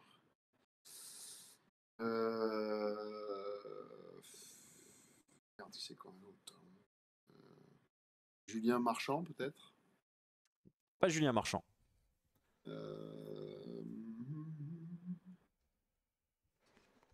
Et Adrien Pellissier, mais c'était pendant le tour Destination, lui. Je crois pas qu'il était à la tournée. Mince, en plus, talon. Camicha, tout à fait. Voilà. Camicha. Efficace. Voilà. Parce que Bastien Souris n'était pas dispo, donc... c'est ma préférée, je l'adore, celle-là, elle est excellente. C'est très très drôle ça. C'est très très drrôle, Camicha. Ouais. Donc... C'est mon rêve, je vais les voir s'affronter. C'est comme la paire de centre Friche Danti maintenant, voilà, c'est le Danti Friche, voilà, j'attends plus que ça maintenant. Le message est passé. Ça va être dur, je pense. Oh, Friche Danti, c'est possible. Avec, il y a une belle jeunesse quand même aujourd'hui, je trouve. Tu parles pour Danti. Non, je parle pour l'association des deux. Je ne les vois pas les deux associés ensemble. Putain, ça manquerait un peu de vitesse, je dirais. T'as niqué mon rêve. Ça restera un doux rêve pour ce bon vieux Pierre Amichel. Et on passe à l'autre Nouvelle-Zélande-France. Pas ensemble, je pense. Le 49-14, celui-là il pique un peu plus. Là aussi, tu étais titulaire, Kélian, je le disais tout à l'heure. Et cette fois, on cherche. C'est à la mi-temps, je tiens à préciser. Un peu moins pour des guignols. Qu'est-ce qui s'est passé? Un petit coup de fatigue sur la fin. La première ligne, Priso-Chat, Antonio. La deuxième ligne, Maestri en 5. Mais qui jouait numéro 4?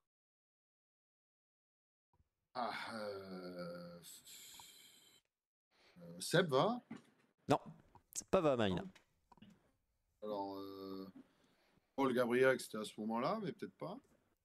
C'est pas Paul non plus. Mais tu te rapproches géographiquement. Bernard Leroux. Bernard Leroux, tout à fait. Tout à fait, c'est bien Bernard Leroux. Il avait fait une sacrée tournée, je me rappelle, malgré nos résultats. Bon, je crois qu'il a fait une sacrée carrière malgré les résultats, parce que Oui. Oui aussi. j'ai l'impression qu'il y a beaucoup de joueurs qui le citent en exemple. Autre nom qui revient régulièrement quand je cite les gars qui ont injustement été parfois un peu oubliés par le grand public ou les médias, Wayne Lauré, on m'a dit que c'était exceptionnel. Ouais, a fait une très belle carrière. Je crois qu'il reste une compo, Rémi. Il reste une Si je dis compo. pas de bêtises. Exactement. Bah, c'est ton seul match avec sous l'ère Guinoves, Kélian. La victoire en Argentine, 27-0. Et on va repasser sur un arrière, du coup. Un ailier très précisément. Mais je te laisse le 15. Tu es à l'aise avec les trois quarts. La compo. Jefferson Poirot, Rémi Monfils, Winnie Antonio en deuxième ligne, Julien Ledévédec, Johan Maestri en troisième ligne, Keke Gourdon, Louis Picamol, Lohan Goujon, Gourdon-Goujon ensemble, Baptiste Serin, François Trinduc à la charnière, à une aile, Hugo Bonneval, à l'autre, qui jouait avec le numéro 11 dans le dos. Pas mettre les centres un peu. Oh. Bah, les centres, là, c'est Rémi Lamera Lamera. Ficou. Voilà, Lamera Ficou, C'est et vrai. à l'arrière, Max Médard. Mais il nous manque un ailier. Je crois que tu l'as cité dans tes propositions à un moment. Et Johan Ça peut- Huget Non. Non. Beaucoup moins de sélection. Noah Nakatasi, il était pas, je crois. C'est pas Noah. C'est une réponse ou c'est une question? Noah Nakatasi, je n'aurais pas cru, non, je crois pas. C'est pas Noah. Rémi Non, c'est pas Noah Nakaitasi. C'est un joueur qui a 4 sélections en équipe de France. Dans le staff, n'importe quoi. Dans le chat, on nous dit Gabriel, je sais plus comment, le petit de La Rochelle, là. Alors non, ça n'est pas Gabriel Lacan. Il était pas loin. Qui c'est qui était à l'aile? Bah, non, c'est 2016, non. Je l'avais trouvé celui-là. Oui, tu l'avais trouvé, mais après quelques indices.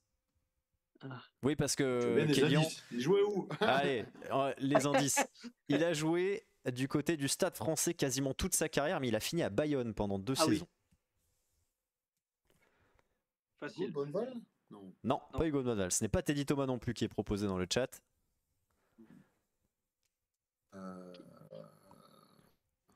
Il était comme Hugo, il a pas mal joué 15. Tout à fait.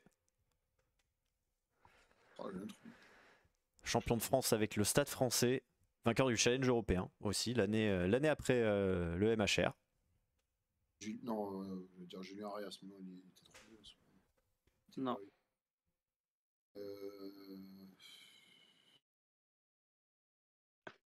Ça peut t'aider, il m'a détruit sur les sélections IDF. Voilà. On était en sélection l'un contre l'autre et il m'a traversé comme si j'étais une porte. Il m'a détruit. Et je pense qu'un de ses premiers matchs en top 14, il a assommé Aurélien Rougerie sur une percussion. Donc joueur tonique quand même. Quand même, ouais. Et de quelle année, quelle génération?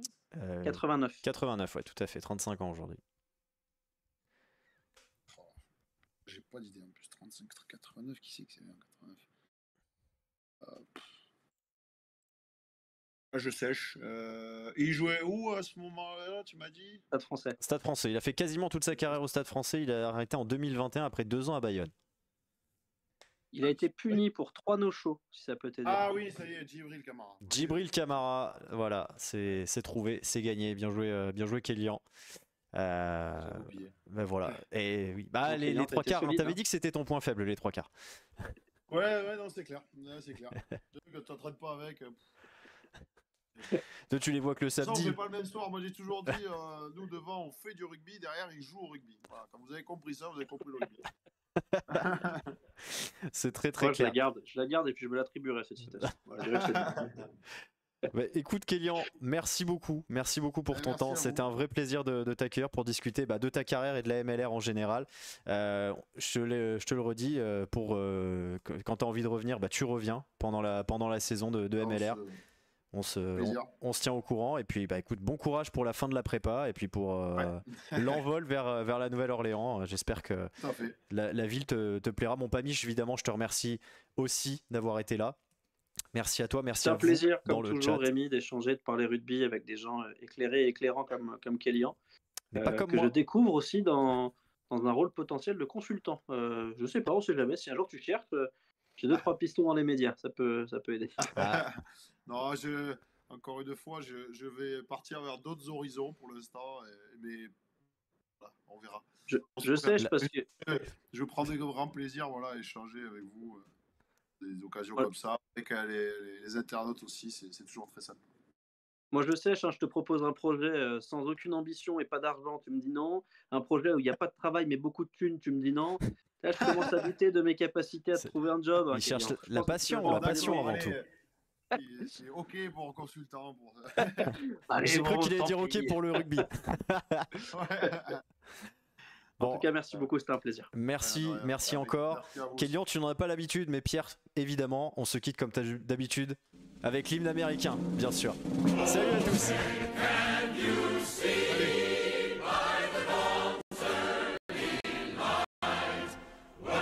Ciao. Merci, Kélian, c'était cool.